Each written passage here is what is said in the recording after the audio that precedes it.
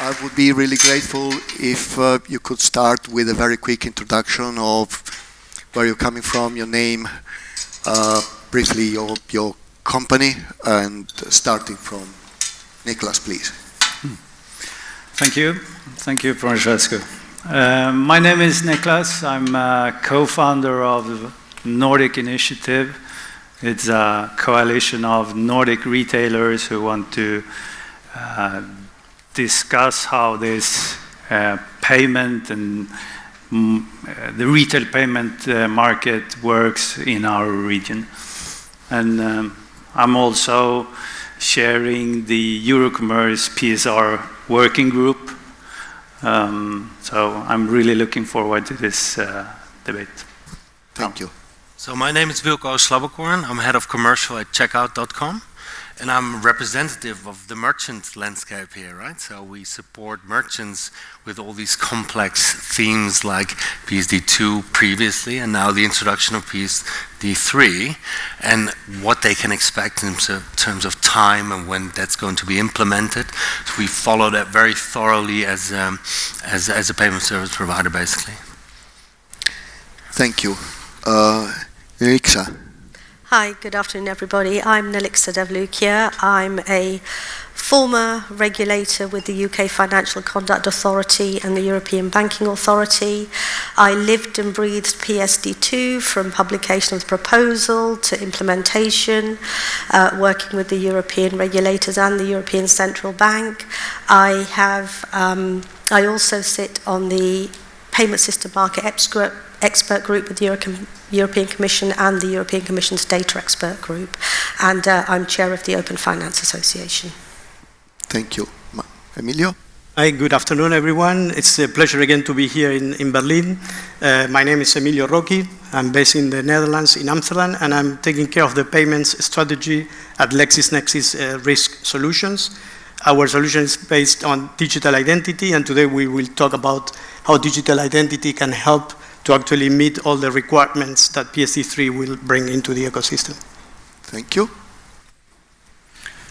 Are you just fresh out of the presentation? So my name is Francesco Burelli. I'm a partner with Arkwright, a strategy boutique, and I am also a learning coach at INSEAD Executive Education and a visiting speaker at the banking and financial intermediary practice at Bocconi. So with this, I would like to start with PSD3. How is it different? Like we had PSD1, that was not enough. So after a few years, we got PSD2. Off you go. And then now, after a few years, we are going to have PSD3. How is it different from the previous versions?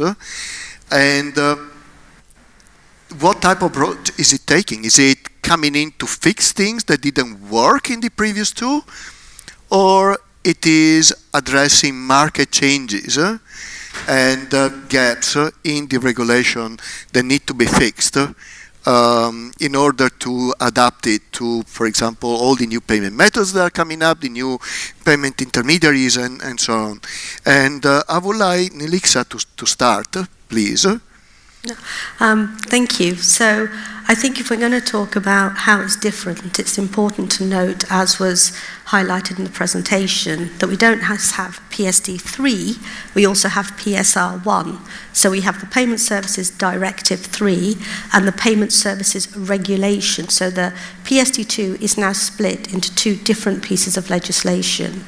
And I'm sure we'll come to it later, but some of what is within those two pieces of legislation is more evolutionary. Some of it is some of it is actually more prescriptive. Obviously, what is put into the regulation means that it has direct application in member states, so there is no transposition. And I'm sure that we'll come to it later because it's relevant to all of you in this room as merchants as to how you accept payments and what the benefits to you could be of the different types of payment method. And what the Commission has done is put all of the open banking provisions that were in PSD2 into the regulation in a move towards a more harmonised ecosystem. Okay. Yeah, harmonization is an interesting topic. I mean, PSD2 ended up opening up a lot of room for regulatory arbitration.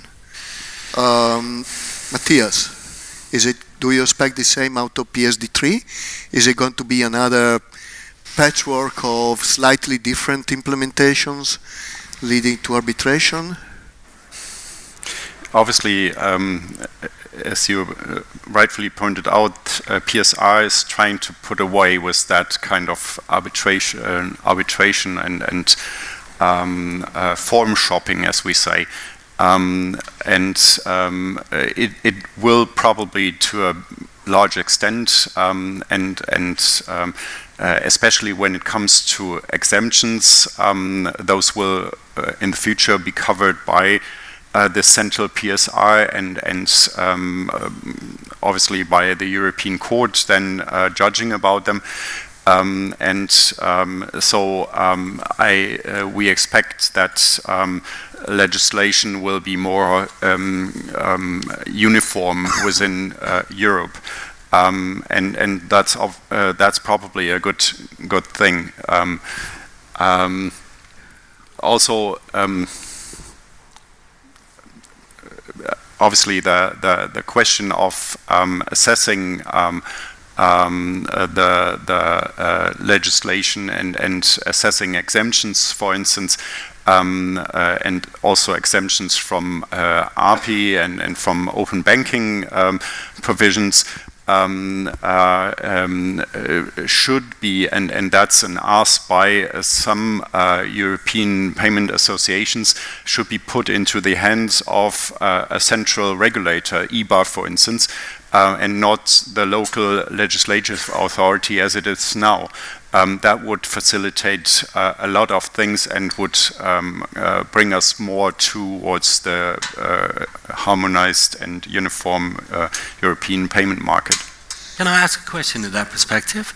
You know, for us it's very important, obviously, to look at our merchant space and then also their consumers, what the impact is. Now, we've seen in PSD2 last minute that there were quite some fundamental changes when it comes to multi-factor authentication, etc.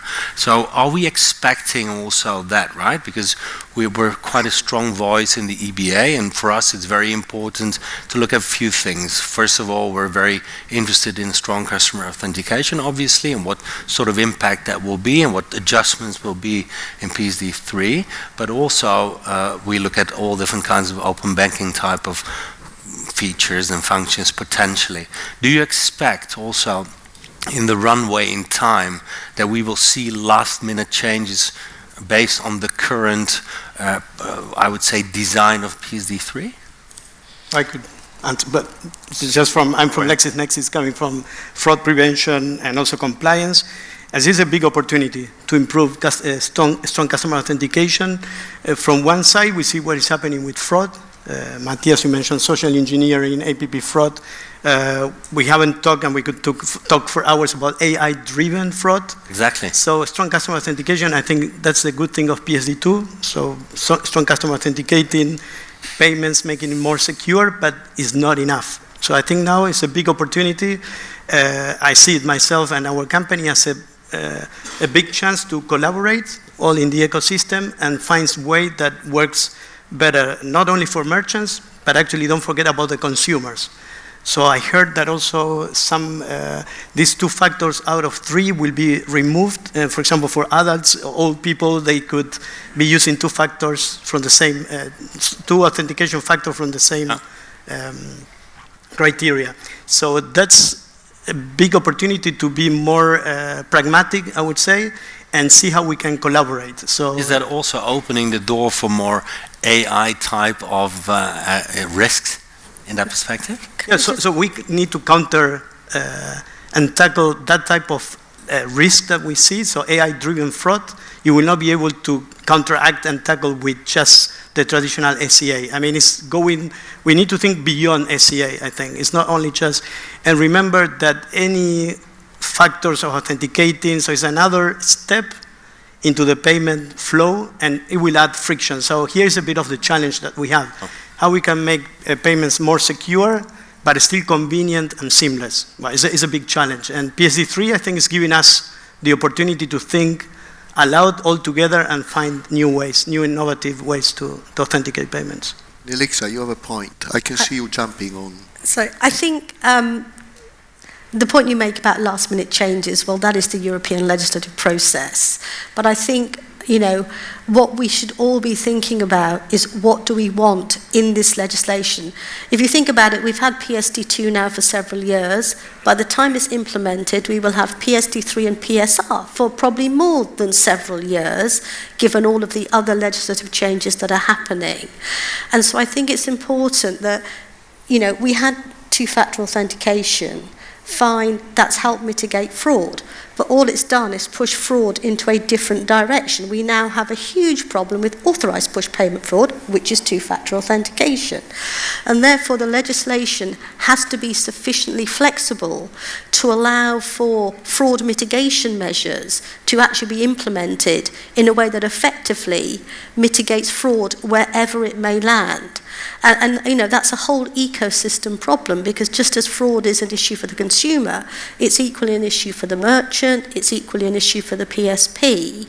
And so I think we need to have legislation that allows for, whether it's the use of AI or biometrics or behavioral, you know, metrics, whatever it is, that's where we need to be.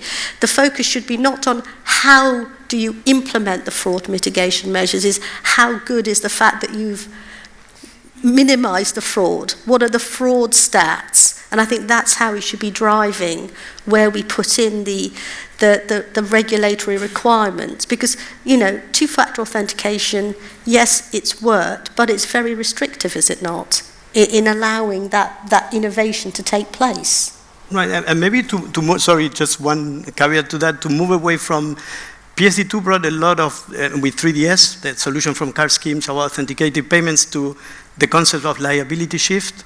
But I believe it's not a matter of liability shift. Sounds like, okay, you push the responsibility to someone else. I think in the ecosystem, we are all together, and I think PSD3 is talking about everybody has a responsibility in preventing fraud. So Matthias explained, if there is, I don't know, in Italy, a telco could be liable, a PSP. So we are all there to make sure that we do our things right. In any instance, I think preventing fraud is not a pre-authorization of a payment. Preventing fraud starts when you already interact for the first time with the acquisition of a new customer. And I think if you can use that intelligence at the time of account creation, access and account logins, when it comes to payment, I think you have a much more data and intelligence to make a right decision. And I would like to talk a bit of a paradigm change, not much about liability. I'm not responsible, you are responsible, is we are all responsible for fraud. I understand. Niklas, from taking a merchant perspective, SCA has been a pretty challenging part of PSD2 to be implemented. As Matthias has said, we can expect some minimal changes to it. What do you expect? Something that is going to be improving or making it even more challenging from a merchant perspective? I would, the SCA as a measure for authentication, only the payment. From the merchant perspective, you have a consumer journey where you're opening a door to the store, you're picking goods, you are interacting to digital interfaces to do commerce. And in the end of this change, obviously you have some kind of settlement. So there is an interplay between the consumer journeys not associated with payment and the payment. So when we talk about SCA, it's mostly what do you approve? And as we talked about earlier, I'm not going into the store to pay. I'm going in to shop. So I would say this legislation coming out now is not interfering, but it needs to play along with the commerce dimension of the merchants. Do you think that has changed? So let's say moving from PSD2 now to PSD3, and also if you look at the importance of the e-commerce a vertical as such, and the importance for e-commerce in the economy in general? Do you think that has had impact on how we see PSD3 now? Maybe not the PSD3, because we have seen the direction of the payment service directives from number 1 and number 2 and number 3. It's more diversity, more player, more services in the market, more level playing field and better services, and that's embraced by the merchants.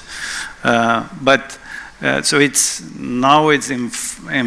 more of enforcement. So we are really welcoming the PSR as a measure, saying we have to stop doing those national silos and interpretation in the language and just prolonging something. But we need those services. And in terms of adopting SCA in the retail space is also because the merchants now finally waking up to the data economy, and they have been conservative, especially on the payment side, for quite some time, and embraced a fairly stable period. But now we are probably in a shift where we see more digital loyalty system, more active retailers into this data stuff. Matthias, as a lawyer, I would expect you to have, let's say, the more neutral-ish position across all the views. If there is one criticism to PSD3, what would that be?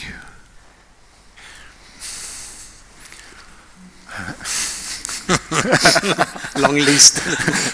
No pressure. Yeah, I mean, you can look at actually there's not one criticism, but there can be a lot of things that you can look at, and the strong customer authentication, the new measures for vulnerable groups are not clearly defined. So actually, you would want to know what to expect and what is needed, and the legislation that clearly is aiming at limiting PayPal and Apple Pay and Google Pay with respect to SCA should be rethought, and is probably not really a lucky strike, if you like, but other items as well. If you look at that social engineering liability that's been brought up, that's been really developed and in the parliament, looking at various other scenarios than those that I just described. They're looking at policemen acting on behalf of the bank, and the bank being liable, or fake policemen, obviously, the bank being liable for that as well, and further scenarios, and so there needs to be limits, obviously, and this needs to be sort of reasonable and balanced. So there can be a lot of discussion points there. Okay, these are discussion points. Do we think are they founded, or what is your view? I think I will add even social media, responsibility to social media.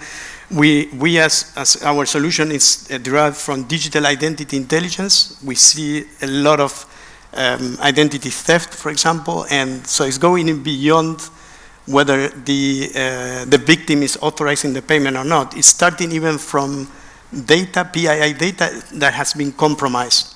Mm-hmm. So it's a big challenge. I think it's to prevent that.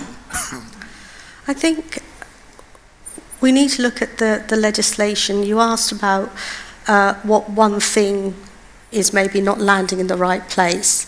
And I think we need to look at the whole package holistically.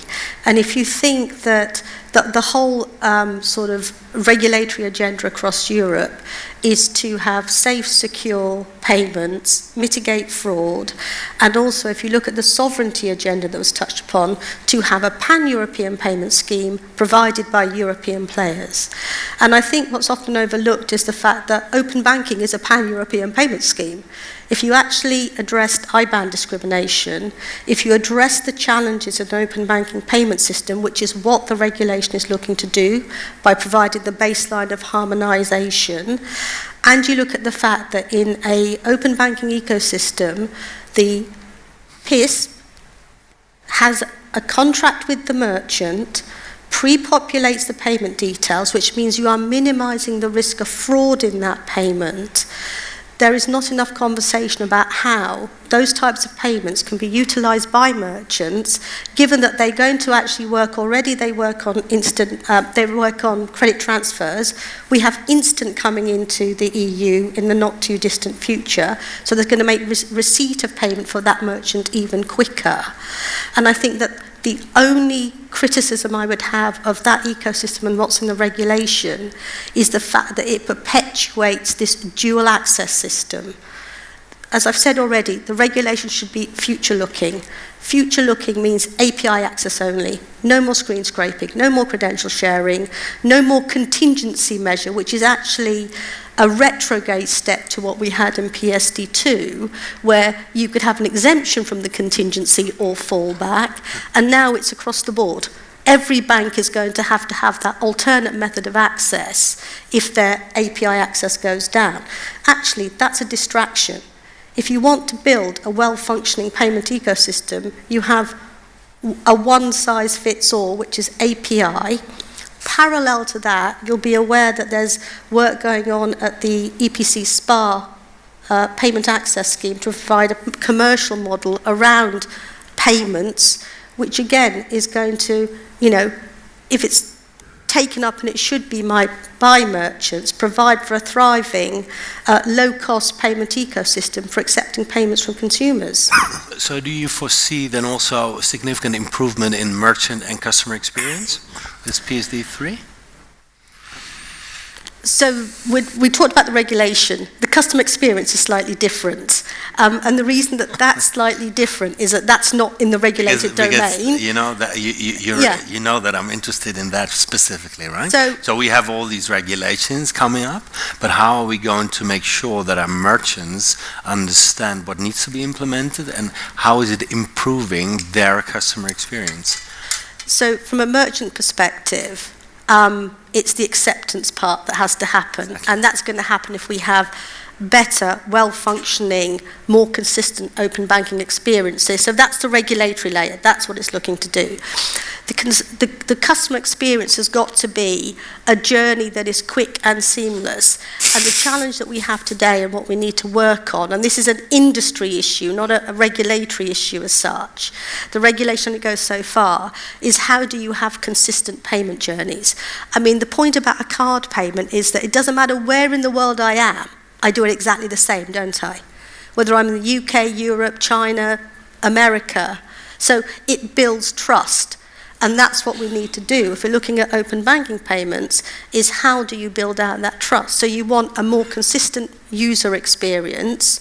You want the benefit of instant payments. You want the benefit of well-functioning APIs. And it's got to be that all those pieces of the jigsaw have to come together.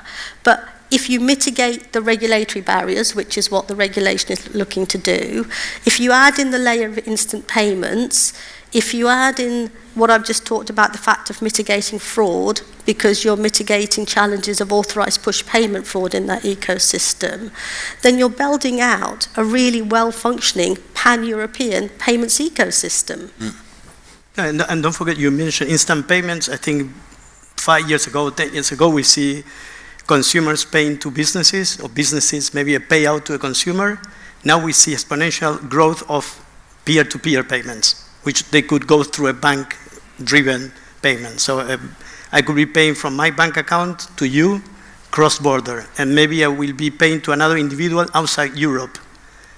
So the regulatory and solution has to take that into account as well. So it's not more sometimes a payment from e-wallet to another e-wallet. We see it, I think if we want to look into the future, I think you look at Asia, how all these payments are going through from China to Singapore, Malaysia, are e-wallets to e-wallets. I think Visa is offering also this CFT, so a payout from a Visa card holder to another. But I think we are dealing with, don't forget about the consumer practices and what they prefer. So nowadays we need solutions that they also prevent fraud and they do the whole compliance requirement when a payment is from an individual to another individual. Maybe there's not even a PSP in between. There's two e-wallets talking to each other. Well, so it's that brings to play a whole different set of challenges. right. You know, if you don't have PSPs in the middle, then you've got all the challenges of KYC, AML that come to the fore. I think that's a very different conversation. Niklas, one of the points that came out in the merchant survey that we've done, that has been published with the report, Payments from a Merchant Perspective, is that a pretty significant share of merchants don't follow regulatory development in payments. Payment is such a core part of their business. Like, you cannot close a sale unless you get completion of a payment, and despite that, that there is a knowledge gap and information asymmetry. At the same time, we got a lot coming through the regulatory pipeline. What do you think is a best practice, or whose responsibility is to keep up to date with all of this? I would start with self-criticism, absolutely, because we need merchants and retailers to step up the game. We have seen on this regulatory package that it's the most active players will be the banks and the PSPs, and it's a complex package. It's a lot of technology, and as I said before, it's the retail industry. Not recently, but they just waking up to this data economy. So it's also to be more proactive and be present in these dialogues. And we have seen just on the European Parliament process of this PSD3 and PSR, you saw in the amount of amendments coming in. Based on a proposal coming from the Commission last year, and then getting 569 amendments. The retail industry, we provided 6. So obviously we have some unbalanced presence in this process. And I think there's a very important role to play for the merchant, obviously, taking responsibility themselves, but in very close collaboration with the PSP, right? So that's where the strategic partnership should flourish. I think, the info sharing and also be on top of what everything is happening with regards to regulations is something which should be shared with the PSP on a constant basis when we talk account management, when we talk learning and education and development of the merchant landscape. I think that's very important. Right, I would say, I think I heard some presentation about 10 years ago is the decision which PSP to use. Now it's which maybe orchestrator to use. They will help you to optimal routing to the best PSP. When it comes to fraud prevention and compliance, I think we're still not there with the orchestration. And I think because each organization will tend to be very protective of data, also, of course, GDPR, and there's a lot of regulatory. But I think PSD3 can help us to create this framework of collaboration for fraud prevention. Yep. So we can share, so LexisNexis, we are a contributory repository where you can share all this data, and we are agnostic. I mean, we are not a PSP, we are not an acquirer, issuer, or a money institution. So a lot of our clients are using us as this agnostic, neutral collaboration platform where you can, contribute, but also you leverage a lot of intelligence. And I'm not saying we are there are many solutions. I think even work together among all the different vendors. You're nodding. you agreeing or disagreeing? It's important to know the lawyers. Obviously, the experience from PSD2 was, especially within implementation of SCA at that time, that it was the merchant ecosystem which was not ready at the date, I think it was September 2019. And then we got those postponements, and there were heavy negotiations with the regulator to postpone. You know about all this, but it's obviously the payment service providers, the banks that are under the scrutiny and under the supervision of the supervisory authority that are obviously held to implement all the items and the infrastructure. And sometimes we need to be working on the merchant, and we need to try to take the merchant along on that journey. That's a learning from PSD2, and I'm afraid that PSR doesn't bring any improvement in that perspective. Niklas, you had a point.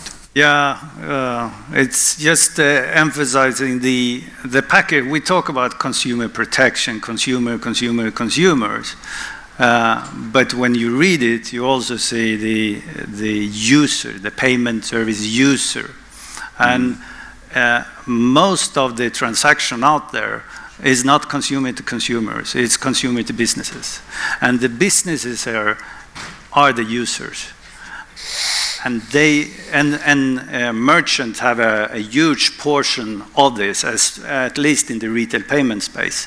But as a package, I would say the European businesses out there has a lot. They need to understand the implications of this coming. So that's important. Yeah. And they come to great events like MPE. Okay. So, you touched, Matthias, you touched the timing element. So, we know by experience that the previous two PSDs have had quite a lot of slippage. Are we expecting the same on PSD3? If we have a crystal ball, what does the future look like? We can clearly say it will go faster than PSD2. PSD2 took from the proposal in July 2013 until finalization of the directive in end of 2015, and then implementation. It took roughly 8 years until implementation of SCA. This will probably go faster this time. That's good and bad news. That's bad news because we don't have much time anymore to implement, and there's a lot to implement. We have been looking at the fraud and fraud prevention measures, and that's going to be a new big ecosystem, and messaging and customer communication and communication with telecoms, with other players, will have to be enhanced and implemented, and that's a lot to do in those 2 years. Do you think that should be already adjusted along the way now that we see huge impact of the last 12 to 18 months when it comes to, a chat GPT and all different kinds of AI type of functionality? Do you think that there's already PSD4 on the horizon? It's difficult to say, right? But it's going so fast, and everything is, and that's the scary thing with the implementation of PSD3. I think that it's going. What is after that? Well, if precedent is AML is up to 6 now, is it? Yeah. So we've got some roadway. Yeah, that's true. Niklas, what do you think merchants should be aware of? Is there any way they can start preparing? Yeah, I used to hope to be a nice guy, but in the afternoon, really late in the afternoon, talking regulation, and then I would say fees. The surcharging ban, I know that my colleague from Eurocommerce had a brief on it earlier, and we cannot underline it more than saying it's really important to understand the implication of a surcharging ban in Europe. This is really counterproductive, and we will do everything it takes to try to reverse this or have a decent conversation, because without providing the commercial freedom for merchant, the system doesn't work. It means that you will pay for your neighbor's free ticket on an airplane to Australia because he chose to use an expensive payment instrument. Wherever there's been, for example, reduction of interchange and so on, there's been an argument at the beginning, hidden tax on consumers, but congressional studies from the US and so on and on and on have proven that no reduction of interchange has ever been passed down into a decrease in pricing. So is it really so sensitive? Like, is it not going to affect the customer negatively? Obviously, surcharging is a friction in the relationship between a consumer and a merchant. Obviously, I don't like to pay fees at all, but lacking an incentive for me as a consumer to select a more viable or sustainable payment instrument, it's important that the merchant are able to do this. And we know from nudging users to avoid getting plastic bags, then you need the negative incentives. Discount will cost too much, and then, yeah, it's a ladder going in the wrong direction. Okay, so we got some questions coming up. As a merchant, we expect the same blurry 2-year situation we face with PSD2. Who would like to take that?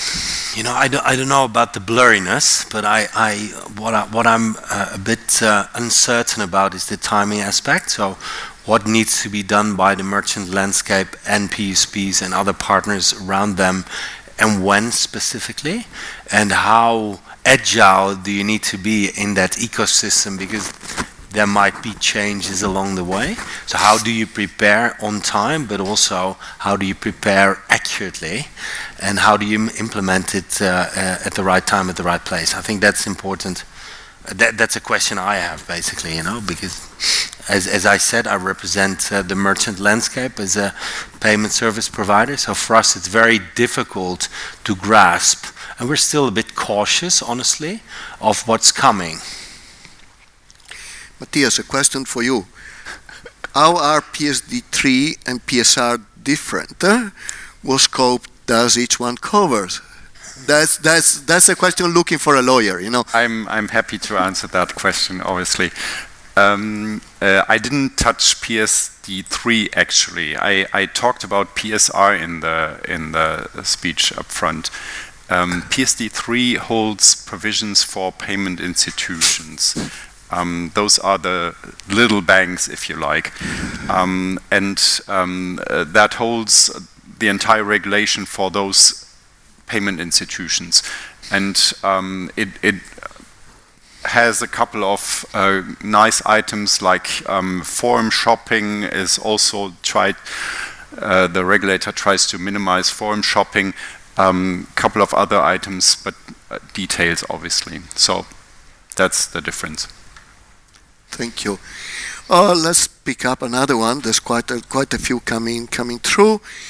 So most of the current legislation is focused on solving issues in the payment ecosystem, but wait a second, where is it gone? But in my opinion, we forget about the adoption by the consumer. How do we convince the shoppers to adopt all the benefits of open banking as mentioned? Who's going to take that? It depends. I think we see open banking is one of the babies from PSD2, right? And we've seen country by country, case by case, you have different innovative solutions. and adoption is driven by what are those solutions. I see if you see open banking that they are also using as a way to doing financial inclusion, informative about financial situation of a customer, you will see those products going, or those solutions going up in adoption. So that's, the consumer will always choose for their own convenience. So there's no rule of thumb, but I would say the more services, solutions, and security a consumer will feel, those solutions will be the one gaining more traction. It's a layered approach, isn't it? In that we know from PSD2 that there is a regulatory impetus behind open banking. We've seen the evolution of that across Europe, but you've got sort of the infrastructure layer, which needs to improve. You've got the regulatory layer, which is improving with the regulation as opposed to a directive. And then you've got the consumer experience. I've touched upon the fact that it's got to be slicker, more seamless. And then you've got the provision of services. And there are lots of service providers who are providing innovative solutions in all different markets. I don't think it's that piece that is lacking. It's the other layers that, this is the very top of the layer, the consumer-facing piece. It's all those bits that consumer doesn't see that needs to come together more seamlessly in order to make it, a better, greater consumer experience. Thank you. Niklas, PSD2 gave open banking to the world.